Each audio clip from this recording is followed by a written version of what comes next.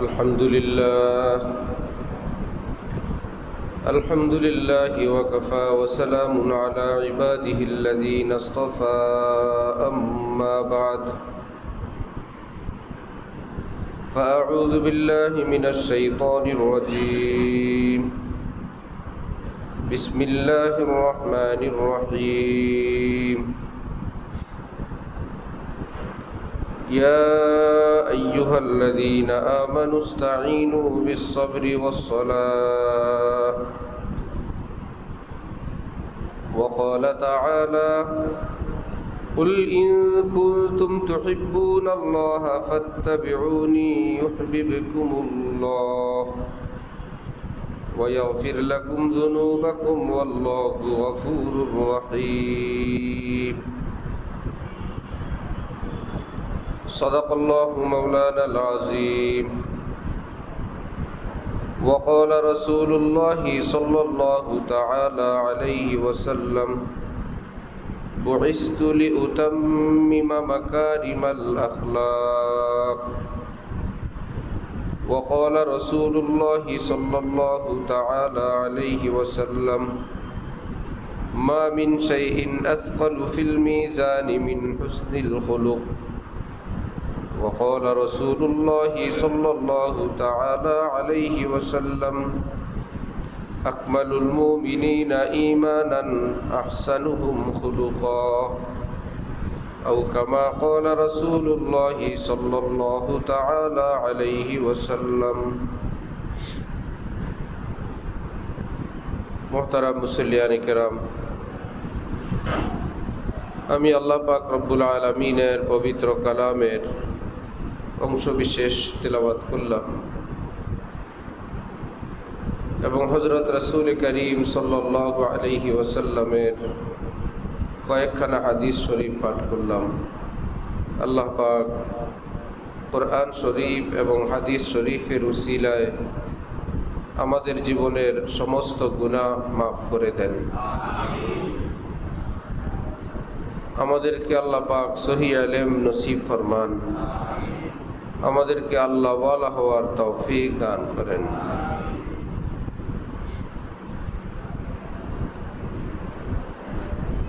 এক আল্লাহ ওয়ালা বলেন, শেখ সুদি ও জাহিদ সুদি ও দানিশমন্দ ই জুমলা সুদি বলে মুসলমান সুদি।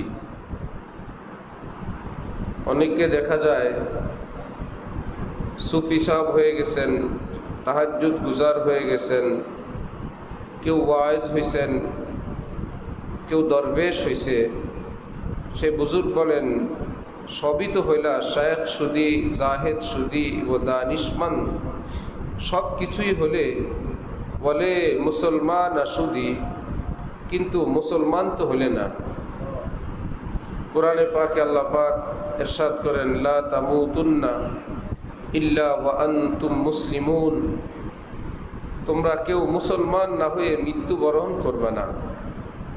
মুসলমান হওয়া আমাদের প্রত্যেকের জন্য কর্তব্য, প্রত্যেকের জন্য জরুরি। মুসলমান কেমন হয়, কি হইলে মুসলমান হয়? অপর হাদিসে রাসূল সাল্লাল্লাহু আলাইহি ওয়াসাল্লাম ইরশাদ করেন, আল মুসলিম মান সালিমাল মুসলিমুনা মিন লিসানিহি ওয়া ইয়াদিহি। অপর হাদিসে মান সালিমান নাসু মিন লিসানিহি ওয়া ইয়াদিহি। প্রকৃত মুসলমান ওই মানুষকে বলে যার হাত থেকে, যার জবান থেকে অন্য সকল মুসলমান, অন্য সকল মানুষ নিরাপদ থাকে। এতটা মান সালিমা, ইয়াসলামু বলেন নাই, সালিমার অর্থ যে নিরাপদ থাকাটা সুনিশ্চিত, যে তার যে কোনো প্রকার অনিষ্টতা থেকে, অত্যাচার থেকে, জুলুম থেকে সমাজের অন্য সকল মুসলমান শতভাগ নিরাপত্তা বোধ করলে নবীজি বলেন তবেই সে একজন পাক্কা মুসলমান। আল মুসলিম মান সালিম আল মুসলিমুনা মিন লিসানি। এখানে আল মুসলিম অর্থ পাক্কা মুসলমান, কামেল মুসলমান। কেউ ভুল বিচ্যুতি করলে মুসলমান তো থাকে, কিন্তু কামেল মুসলমান থাকে না। পরিপূর্ণ মুসলমান থাকে না। তার ইসলামের মধ্যে পয়েন্টে তার কমতি যত আসতে থাকে, মুসলমান হওয়ার ক্ষেত্রেও তার কমতি অতটা আসতে থাকে। মুহাদ্দিসিনগণ বলেন, আল মুসলিমু মান সালিমাল মুসলিমুনা, এক হাদিসে বললেন যে মুসলমানরা যার থেকে নিরাপদ থাকে, অমুসলিমরা ভাই মুসলমানের কাছে থাকে, জুলুম অত্যাচারের সম্ভাবনা কাছের মানুষের উপর বেশি থাকে। যখন কাছের মানুষ আমার হাত থেকে যদি, জবান থেকে, কর্ম থেকে যদি আমার আশপাশ এবং আমার দেশের মানুষ নিরাপদ থাকে, তাহলে ইউরোপ আমেরিকার লোক তারা তো নিরাপদ আছেই। তো মুসলমান যেহেতু হাতের কাছে থাকে, এই জন্য বললেন অমুসলিমরাও এর মধ্যে শামিল। বরং আল আবরার আল্লাযীনা লা ইউযুনা যার ওয়ালা ইয়ারজাউনা শার, আল্লাহ পাকের নেককার পাক্কা মুসলমান তো তারা বলে যারা একটা ছোট্ট ক্ষুদ্র পিঁপড়াকেও কষ্ট দেয় না, একটা ছোট্ট পাপের উপরেও তারা সন্তুষ্ট হন না, ছোট্ট কোনো নাফরমানি গুনাতেও তারা রাজি হন না, ছোট্ট কোনো একটা মাখলুককেও তারা অন্যায়ভাবে কষ্ট দেন না, এদেরকে বলে কামেল মুসলমান। তো মুহাদ্দিসিনগণ বলেন আল মুসলিম, পাক্কা মুসলমান সে মান সালিমাল মুসলিমুনা মিন লিসানিহি ওয়া ইয়াদিহি। লিসান শব্দ আগে বললেন, জবানের কথা আগে বলে মুখের কথা পরে বললেন। ব্যাখ্যাকারীরা বলেন যে হাতের কষ্ট থেকে মুখের কষ্টটা বেশি মারাত্মক। হাতের কষ্ট গায়ে পড়ে, মুখের কষ্ট অন্তরে আঘাত করে। এই জন্য কষ্ট দেওয়ার ক্ষেত্রে যে বেশি কষ্ট দেয়, নবীজি সেই অঙ্গের কথা আগে বললেন, মিন লিসানিহি ওয়ায়াদিহি, তার মুখ এবং হাত। বাকি অঙ্গগুলো অবশ্যই আছে, কিন্তু যেহেতু এই দুই অঙ্গ দিয়ে কষ্ট বেশি দেওয়া হয়, এই দুই অঙ্গের কথা আগে আলোচনা করলেন। এই দুই অঙ্গ থেকে যে মুক্ত থাকবে, সে পা দিয়ে কাউকে কষ্ট দিবে না, চোখ দিয়ে কাউকে কষ্ট দিবে না, কোনো কাজে কর্মেই কষ্ট দিবে না। উদ্দেশ্য হলো তার সর্ব অঙ্গ দিয়ে কাউকে সে কষ্ট দেওয়া থেকে মুক্ত থাকে। সেটা না বলে নবীজি বললেন মিন লিসানিহি ওয়ায়াদিহি। আল্লাহ আমাদেরকে সেই রকম মুসলমান হওয়ার তৌফিক দান করেন। মুহিউস সুন্নাহ মাওলানা আবরারুল হক সাহেব রহমতুল্লাহ আলাইহি বলতেন যে মুসলমানরা যেই বিষয়ে আমল করে, কাজ করে, সব কিছুই করে, একটু একটু কম করে। নামাজ পড়ে, নামাজটা পরিপূর্ণ নামাজ না। এই পরিপূর্ণ না হওয়ার ক্ষেত্রে যদি কারো ফরজ বাদ যায়, সেই ব্যক্তির নামাজ উপরে উপরে হবে, তার তো নামাজই হবে না। যে কোনো ইবাদত করে সামান্য সামান্য একটু কমতি থাকে, কারো বেশি কমতি থাকে। কেউ করণীয় কাজ 10টার মধ্যে 2টা, 5টা, 7টা, 8টা করে, কতগুলো ছেড়ে দেয়। আবার কেউ করণীয়গুলো যাই করে, বর্জনীয়গুলো কিছু বর্জন করে, কিছু বর্জন করে না। আমাদের ওস্তাদ, আমাদের শেখ হযরতওয়ালা ঢালকানগর বলেন, আমার ভাই মুসলমান, আপনি শুয়োরের গোশত খান না কেন? ভাই এটা খাওয়া গুনাহ। ভাই মদের বোতল হাতে নেন না কেন? এটা খাওয়া গুনাহ। যেই গুনাহের কারণে শুয়োরের গোশত খায় না, মদের বোতল হাতে নেয় না, যে ঠিক একই রকম গুনাহ তো আপনার গীবতের দ্বারাও হয়। একই রকম গুনাহ তো আরেকজনের উপর জুলুম অত্যাচারের দ্বারাও হয়। গুনাহ হবে বলে আপনি অনেক গুনাহ থেকে বেঁচে থাকেন, আবার গাফিলতি এবং অলসতার কারণে অনেক গুনাহ আপনার একই ব্যক্তির দ্বারাও হয়ে যায়। মদের গুনাহ আপনাকে জাহান্নামী নিবে, জিনার গুনাহ জাহান্নামী নিবে, শুয়োর খাওয়ার গুনাহ আপনাকে জাহান্নামী নিবে, গীবত করার গুনাহ কি জাহান্নামী নিবে না? জুলুম অত্যাচারের গুনাহ কি জাহান্নামী নিবে না? আরেকজনকে ঠক দেওয়ার গুনাহ, সেটা কি জাহান্নামী নিবে না? আরেকজনের বিরুদ্ধে কিছু বলা, এটা কি জাহান্নামী নিবে না? আরেকজনকে তুচ্ছ তাচ্ছিল্য করা, এটা কি জাহান্নামী নিবে না? যেই জাহান্নামের ভয়ে বহু গুনাহ থেকে বেঁচে আছেন, বেঁচে থাকেন, আরেকটু কষ্ট করে আরেকটু খোঁজ নেন যে আর কোনো কিছু জাহান্নামী কাজ আমার জীবনে নাই তো। কেউ কি এমন আছে শুধুমাত্র বিষাক্ত সাপকে ভয় পায়, যেটা সাপ বিষাক্ত না সেটা যদি তার ঘরে ঢুকে, এমনকি তার মশারির ভিতরেও থাকে, সে আরামসে ঘুমায় পড়ে, না না বাবুরা ঘুমায় যাও, এটা অত বিষাক্ত সাপ না, এটা কামড় দিলে বিষ নাই, হালকা ফুলকা, অথবা এটা কামড় দেয় না, এইরকম সাপ কেউ কেউ ঘরে জায়গা দেয় না। মশারির নিচে নিজের রুমের ভিতর থাকলে অবশ্যই সেটা থেকে মুক্তি হওয়ার ব্যবস্থা করে কোনো না কোনোভাবে অন্য ঘরে গিয়ে হইলেও ঘুমায়, এই ঘরে ঘুমায় না। আহা, সগীরা গুনাহ ওই ছোট্ট সাপের চেয়েও তো তার বিষ আরো বেশি, কবিরা গুনাহ তো পৃথিবীর সমস্ত সাপের বিষের চেয়ে আরো বেশি। ওফো, মুহিউসুন্নাহ আবরারুল হক সাহেব বলেন, কাউকে সাপে কামড়ায় মারলে কত মানুষ তাকে দেখতে আসে, কিন্তু গুনাহের সাপে, পাপের সাপে কত মানুষ মারলো, জীবনে কেউ দেখতে আসলো না, কেউ তাকে দেখতে আসলো না, তাকে মেরে ধ্বংস করে দিছে। হযরত বলেন, এই অন্যায় অনাচার অশ্লীলতার বাক্সা, এই ডিশ অ্যান্টিনা, এই ইন্টারনেট যে নষ্টামি করে এগুলো দিয়ে, এই বিষে কত মানুষকে দংশন করলো, কত মানুষ মারা গেল, কেউ তাদেরকে দেখতে আসলো না। হ্যাঁ, এমনি সাপে কাটলে বহু মানুষ দেখতে আসে, কিন্তু পাপের সাপে যদি কাউকে কাটে তাকে কেউ দেখতেও আসে না, তার এমন এক মৃত্যু হয়ে যায়, সবাই জানে জীবিত, আসলে সে মৃত্যুর চেয়েও আরো নিকৃষ্ট অবস্থায় চলে যায়। এই জন্য আমাদের হুঁশে আসা উচিত যে আমি একজন মুসলমান, আমি তো মন্দিরে যাই না, আমি মুসলমান, আমি তো মূর্তি পূজা করি না, আমি মুসলমান, আমি তো বিবাহ বহির্ভূত কারোর সঙ্গে থাকি না, আমি মুসলমান, আমি তো জানি সাক্ষী সম্বন্ধের সামনে কবুল করলে বিয়ে হয়, এটাই ইসলামের রীতি, আবার 1 2 3 বললে শেষ হয়ে যায়, কারণ আমি একজন মুসলমান। আমি তো যে কোনো প্রাণী যে কোনোভাবে খাই না, মুসলমানদের যে খাবার যদি সেটা জবাই করার প্রাণী হয়, বিসমিল্লাহ আল্লাহু আকবার বলে জবাই করে আমি খাই, কারণ আমি একজন মুসলমান। এই যে একটা অনুভূতি আমার ভাইয়েরা, যেই সমস্ত ক্ষেত্রে এই অনুভূতিগুলো দুর্বল হয়ে গেছে অথবা একদম ছুটে গেছে, সেখানে জাগ্রত করার আগ পর্যন্ত মনে রাখতে হবে আমি মুসলমান হইতে পারি নাই, আমি মুসলমান হইতে পারি নাই। মুসলমানের কিছু তো উপরে উপরের ডিজাইন, একটা গাড়ির, একটা বাড়ির একটা হলো উপরের ডিজাইন, দেখলে মনে হয় সুন্দর গাড়ি, পরে জানা গেল না, সুন্দর ভিতরে কিছুই নাই, এই মাত্র বডিটা তৈরি করা হয়েছে, মোটর ইঞ্জিন কিছুই লাগানো হয় নাই।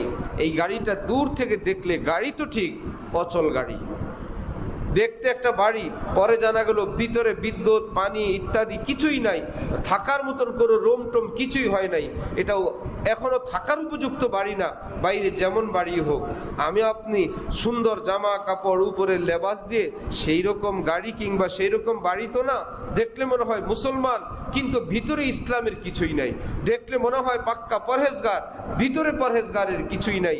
এটাকে ওই বুজুর্গ বলেন, শেখ সুদি ও জাহেদ সুদি ও দানিশমান, বড় শিক্ষিত হইলা, বড় পীর সাহেব হইলা, বড় বুজুর্গ হইলা, বড় ওলি আল্লাহর ভান করলা, মানুষ কি দিনের দাওয়াত দেনেওয়ালা খুব হইলা, বলে মুসলমান আসুদি, কিন্তু ইসলামের দৃষ্টিতে যদি তোমার জীবনটার যাচাই বাছাই করা হয়, খোঁজ নিয়ে জানা গেল তুমি এখনো মুসলমানই হইতে পারো নি। ওগুলো সব ভান ভনিতা। আল্লাহ আমাদেরকে মুসলমান হওয়ার তৌফিক দান করেন। আমার ভাইয়েরা, মুসলমান হওয়ার জন্য 1 নম্বরের কাজ কালিমা লা ইলাহা ইল্লাল্লাহ মুহাম্মাদুর রাসূলুল্লাহ।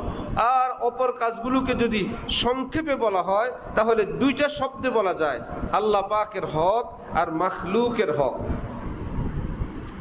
কালিমা পড়ার পর আল্লাহর হক আর মাখলুকের হক, এই 2 বিষয় যে খেয়াল রাখবে, একদিকে আল্লাহর হক সেটাও আদায় করে, আরেকদিকে মাখলুকের হক সেটাও আদায় করে।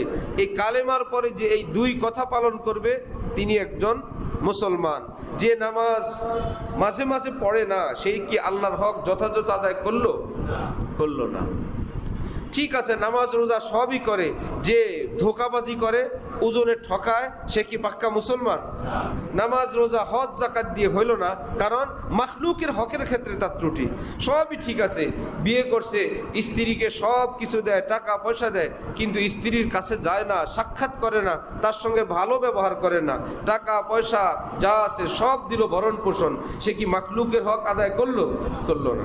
সন্তানকে খাইতে দিল, পত্তি দিল, বাড়ি করলো, তার জন্য নিজে চোর হইল, ডাকাত হইল, ধোকাবাজ হইল, সব টাকা নিজের নিজের লাগবে। কেন? তার সন্তান আছে, সন্তানের জন্য। কেন যে টাকা কামায় তাও জানে না, টাকার দরকার। কি করব টাকা দিয়ে তা জানি না, আরো দরকার। ভাই আজকে টাকা, আগামীকাল নিঃশ্বাস শেষ হয়ে গেলে এই টাকা তো আমার কোনো কাজে আসবে না, এটা যদি আমার বিরুদ্ধে যায়। তো সন্তানের সব হক আদায় করলো, কিন্তু সন্তানকে দিন শিখাইলো না, হালাল হারামের বুঝ দিল না।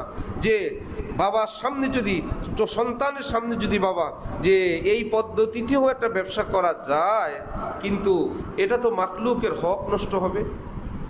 হযরত ইব্রাহিম ইবনে আদহাম রহমতুল্লাহ আলাইহি বড় আলেম বুজুর্গ আল্লাহওয়ালা ছিলেন। এক সময় কারো কাজ করতেন, দিন মজুরের কাজ। সন্ধ্যাবেলায় যখন মালিক তাকে পারিশ্রমিক দিবেন, তিনি এই ভয়ে নিতেন না যে মালিক আমাকে কাজ করতে বলছেন, আমি পুরাটা সময় কাজ তো করলাম, কিন্তু আমার সন্দেহ হয় যে এই শক্তি দিয়ে কাজ করার দরকার ছিল, মনে হয় আমি পুরাটা শক্তি দেই নাই। টাইম তো পাস করছি পুরাটা, কিন্তু যতটা শক্তি দিয়ে মালিকের কাজ করার দরকার ছিল অতটা শক্তি মনে হয় আমি দিতে পারি নাই। সুতরাং এই টাকা খাওয়া তো আমার জন্য ঠিক হবে না। মালিককে ফেরত বলে দিতেন যে ভাই আপনার টাকা আমি লাগবে না, আমি এমনিতেই খাটলাম, আমি কোনো টাকা নিব না। আর সারা রাত না খেয়ে থাকতেন। আরেকজন আল্লাহওয়ালা কাপড় বিক্রি করতেন, চাদর বিক্রি করতেন। যখন দেখতেন আকাশ মেঘলা আকাশ, তখন আর কাপড় নিয়ে বাইর হইতেন না। কারণ খরিদ্দার আমার কাপড়ের কোনো ত্রুটি সেটা স্পষ্টভাবে দেখতে পাবে না, আকাশটা পরিষ্কার না, মেঘলা আকাশ, শেষে তো আমার আইবদার দোষযুক্ত মাল আমি খরিদ্দারকে দিয়ে দিব, সেই বেচারা তো আমার থেকে ধোঁকা খাবে। ওই দিন আর বাজারে যাইতেন না। ইমাম মালিক রহমতুল্লাহ আলাইহি ওই যুগের ব্যবসায়ীদেরকে ডাকলেন, ব্যবসার মাসআলা মাসাইল জিজ্ঞাসা করলেন। ব্যবসায়িক মাসআলা, ভাই একটা মাল একজনে চট্টগ্রাম থেকে কিনলেন 100 টাকা দিয়ে, তার কর্মচারী খরচ আছে, ক্যারিং খরচ আছে, ইত্যাদির খরচ আছে, ঢাকা আনা পর্যন্ত সেটা 120 টাকা পড়লো। সে যদি তার ক্রেতাকে এসে বলে, তার কাস্টমারকে যদি বলে যে আমার এটা 120 টাকা কেনা, ইসলামিক দৃষ্টিতে মিথ্যা হবে, গুনাহ হবে। আসলে কিন্তু 120 টাকা তার খরচ। এখন সে কোন ভাষায় এটাকে বলবে? কিতাবের মধ্যে স্পষ্ট ভাষায় লেখা আছে, সে বলতে পারবে আমার 120 টাকা পড়ছে, খরচ হয়েছে, এই মানে আমার খরচ 120। কিন্তু ক্রেতার কাছে আপনার কেনা দাম বলা জরুরি না, বললে সত্য বলতে হবে। 100 টাকা কেনা, 20 টাকা আনুষঙ্গিক খরচ, 120 টাকা আমার খরিদ, আমি 130, 35, 150 আপনার ইচ্ছা, আমি এত টাকা বিক্রি করব, বললে সত্য বলতে হবে। আপনার সত্যকেই যদি আপনি একটু ভাষা পরিবর্তন করেন, মাল আপনার, মেহনত আপনার, খরচ আপনার, আবার মিথ্যাবাদী হয়ে ধোঁকাবাজের খাতায় নামও উঠলো আপনার। আর যদি বলেন আমি বলবো না, আমারটা আমি 1 পয়সা দিয়ে কিনছি, আমি 100 টাকা বিক্রি করব, এইরকমই বাজার দরই এখন এইরকম, সব জায়গায় এমনটা চলছে, সেটা আপনার ইচ্ছা।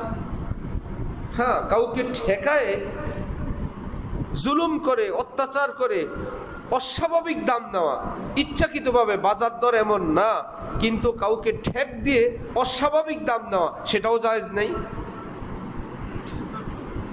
হযরত ইমামে আজম আবু হানিফা রহমতুল্লাহ আলাইহি সেই সময়ের একজন শ্রেষ্ঠ কাপড় ব্যবসায়ী ছিলেন ইরাকের কুফার।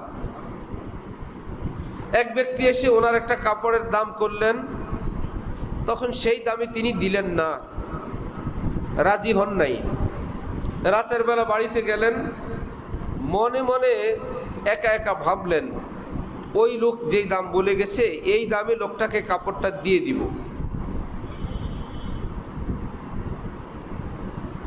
আচ্ছা, পরের দিন যখন আবার আসছেন কাপড়ের নিকট, নতুন কাস্টমার আসছে, এসে ওই কাপড়ের দাম আরো বেশি বলতেছে। গতকালকের কাস্টমারের কাছে তো কাপড় বিক্রি করেন নাই, সেই কাস্টমার তো চলে গেছে, উনি বাড়িতে যাওয়ার পর মনে মনে ভাবছেন তাকে দিয়ে দিব, তাহলে নতুন খরিদ্দার এসে নতুন করে দাম করলো, সেটা বেশি দাম করলেন। তিনি বললেন কাপড় বিক্রি হয়ে গেছে। কবে কিভাবে বিক্রি হইল? তিনি বললেন ক্রয় বিক্রয় হয় তো ইজাব কবুলের দ্বারা। বিক্রেতা প্রস্তাব দিবেন, ক্রেতা সেই প্রস্তাবে সম্মতি জ্ঞাপন করবেন, অথবা ক্রেতা একটা দাম বলবেন, বিক্রেতা সেইতে রাজি হবে। এই যেই দামের উপর এক বেচারা গতকাল বলে গেছিলেন, আমি তো তখন রাজি হই নাই, তখন তো বেচা কিনার হয় নাই। রাতে যখন আমি বাড়িতে গিয়ে একা একা রাজি হয়ে গেছি, তার প্রস্তাব আর আমার সম্মতি সেই দুটোটা তো হয়ে গেছে। কেউ দেখেন নাই, আল্লাহ তো দেখছেন। যদিও মাসআলা এত কঠিন না, দুইজনে দাম দস্তুর করে চলে গেছে, তো এখানেই শেষ। ইয়েস হইলে ইয়েস, নো হইলে নো, এই পর্যন্তই। কিন্তু তিনি ভাবলেন যে ভাই এর মধ্যেও যদি কোনো ঝামেলা থাকে, আল্লাহ তো দেখছেন। বেচা কিনা কি টাকা পয়সা কমপ্লিটের মাধ্যমে বেচা কিনা হয়, না দুইজনের জবানের দ্বারা বেচা কিনা হয়? বাদামতলিতে কি নিয়ম? জবান না ভাই, এক ট্রাক কত টাকা? 10 লাখ, না 9.5 লাখ, না ভাই 9,60,000। আচ্ছা ভাই 9,60,000 আমি নিলাম। বেচা কিনা কি হয়েছে না হয় নাই? এবার যদি টাকা দিল তাও বেচা কিনা হয়েছে, না দিলেও বেচা কিনা হয়ে গেছে।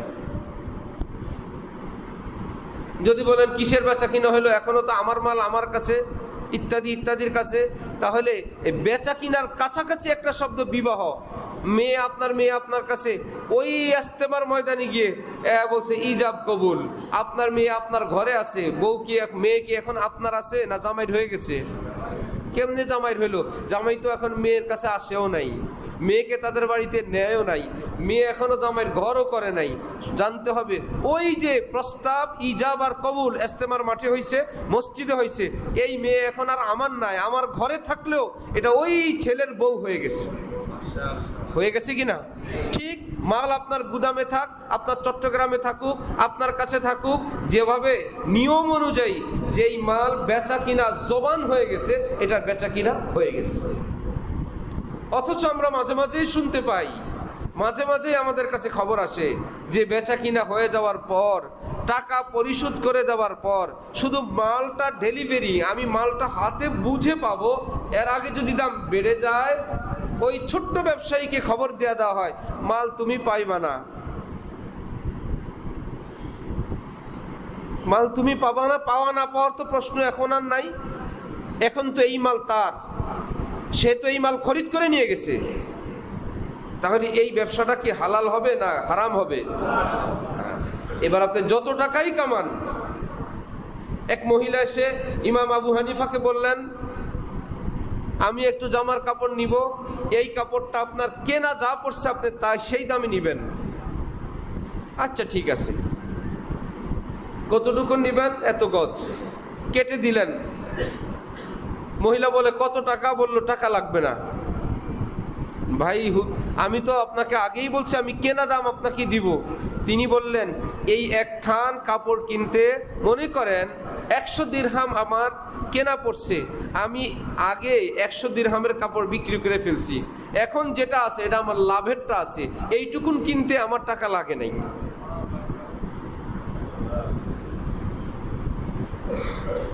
বুঝাইতে পারছি কথাটা?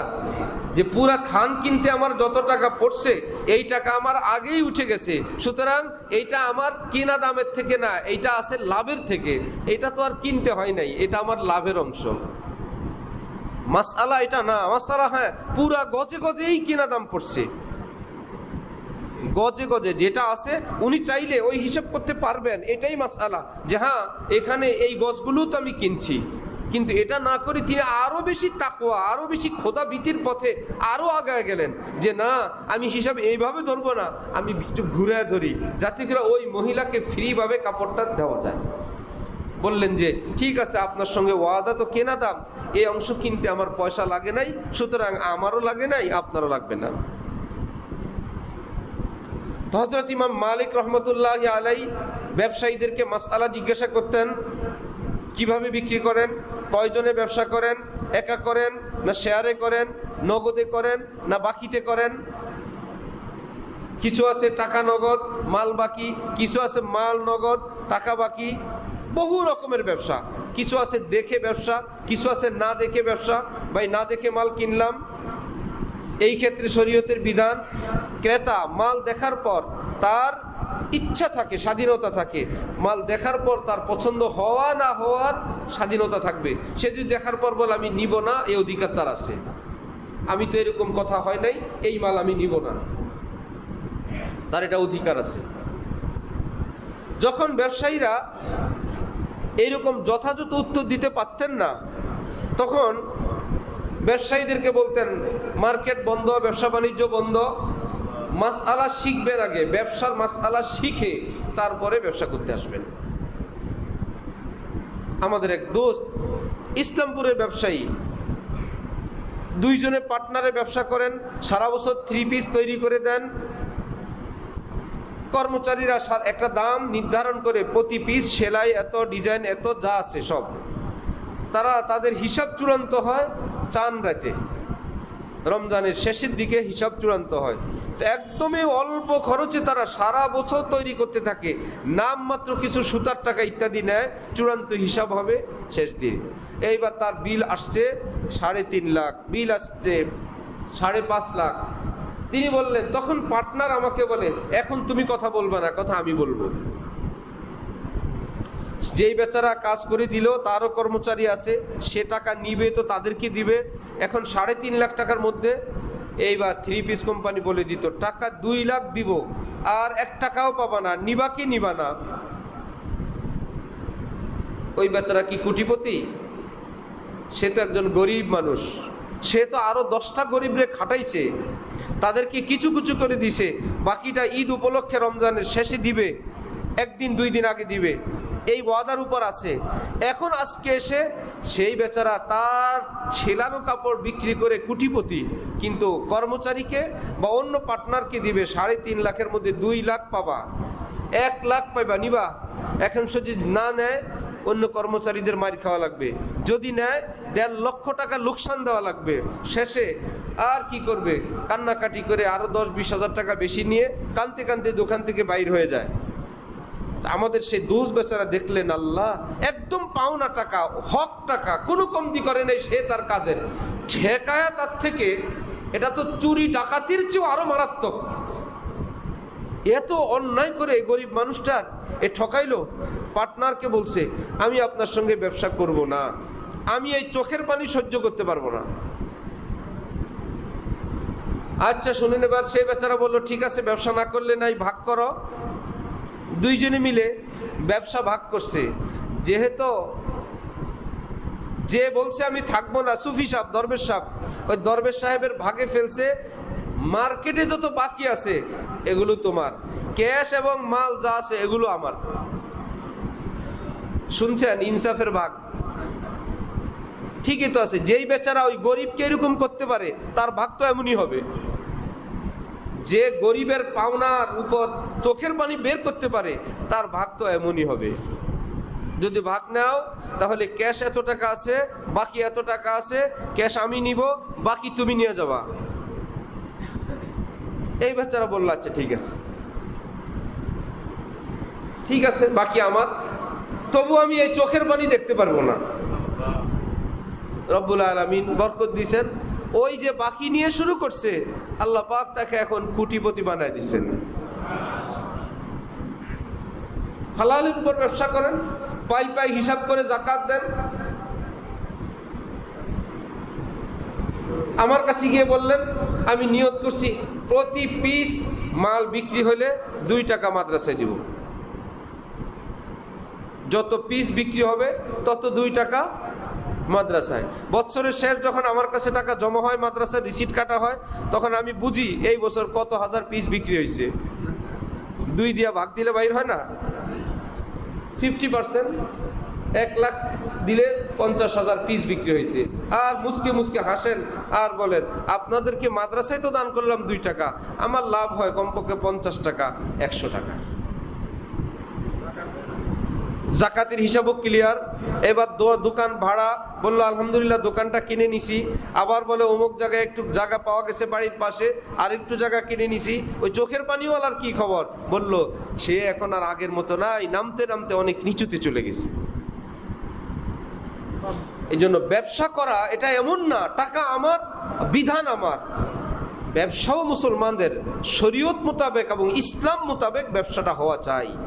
কারণ কিয়ামত আল্লাহ পাক যেই বিষয়গুলো নিয়ে কঠিনভাবে প্রশ্ন করবেন, এর মধ্যে একটা যে কিভাবে উপার্জন আর কিভাবে ব্যয়।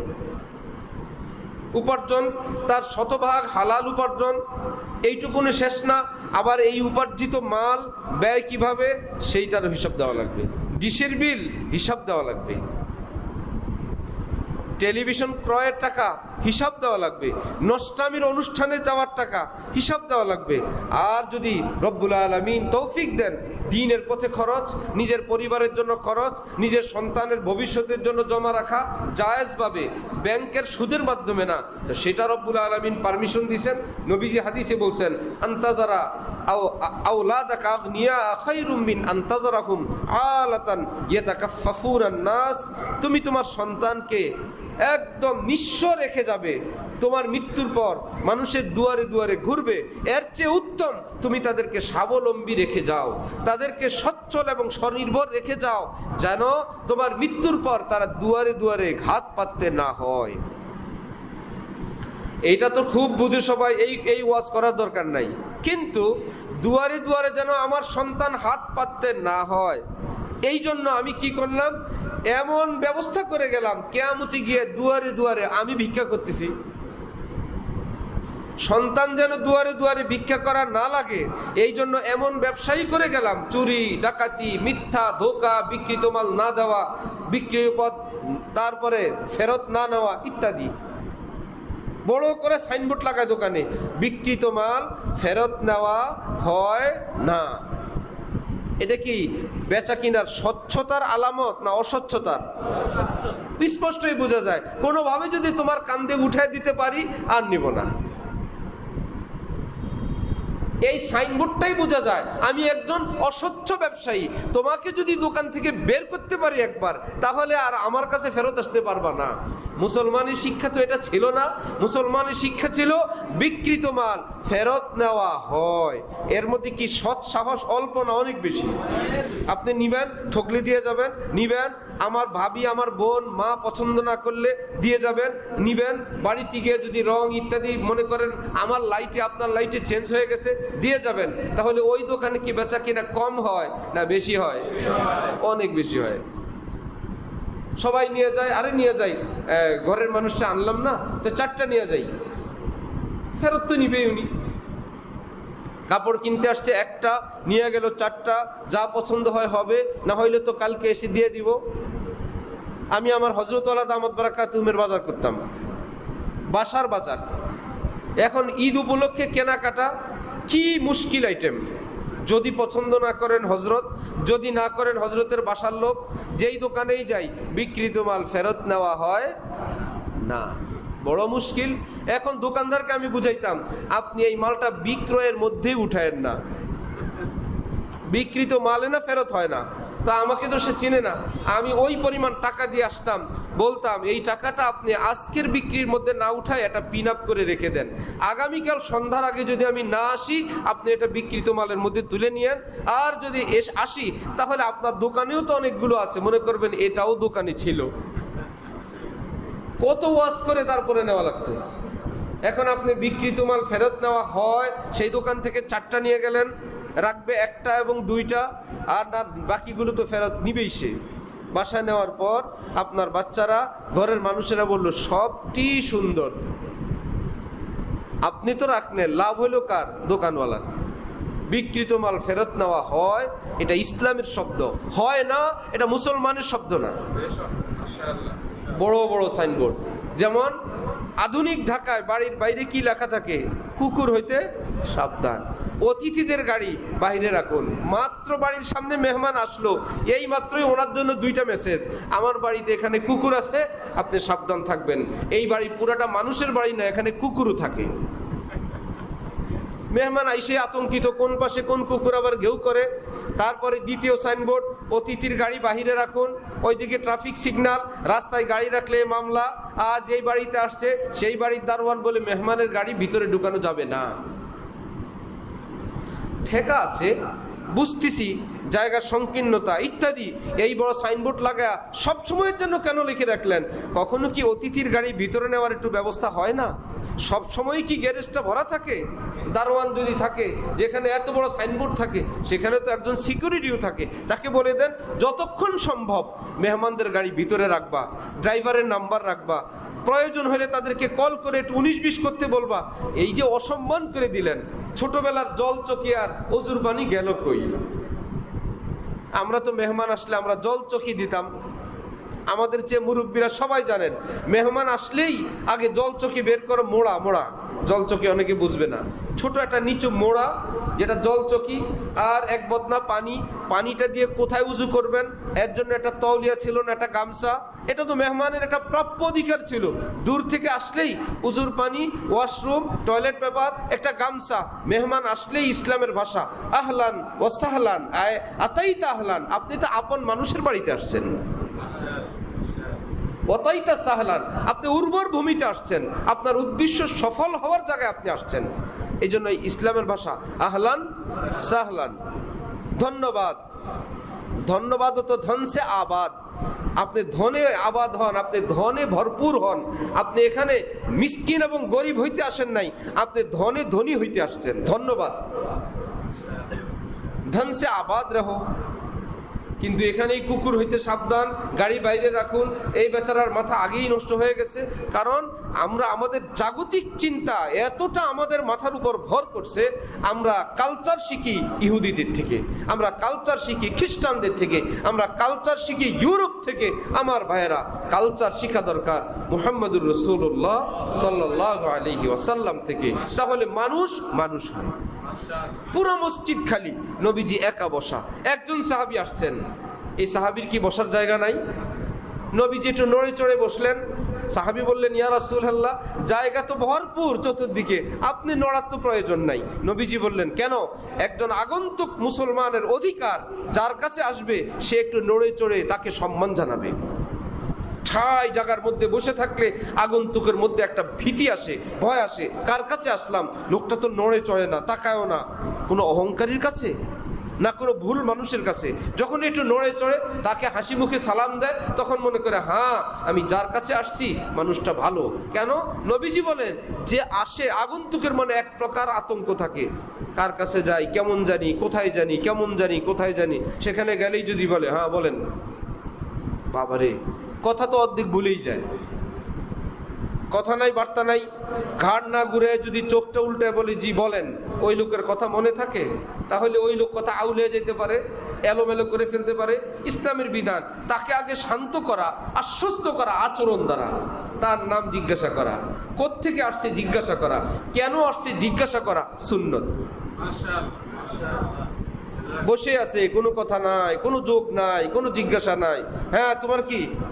বাবা রে, এবার আউলে ফেলছে, যা যা ছিল সবই আউলে ফেলছে। না, তোমার নাম কি, তুমি কোত্থেকে আসছো, কেন আসছো? সুবহানাল্লাহ বিহামদি। আমার ভাইয়েরা, ইসলাম শুধু মসজিদেই না, ইসলাম শুধু দাড়ি টুপির মধ্যে না, ইসলাম আমাদের লেনদেনে, ইসলাম আমাদের আচার আচরণে, ইসলাম আমাদের পোশাকে, ইসলাম আমাদের ঘর বাড়িতে, ইসলাম আমাদের আত্মীয়তার হকের মধ্যে।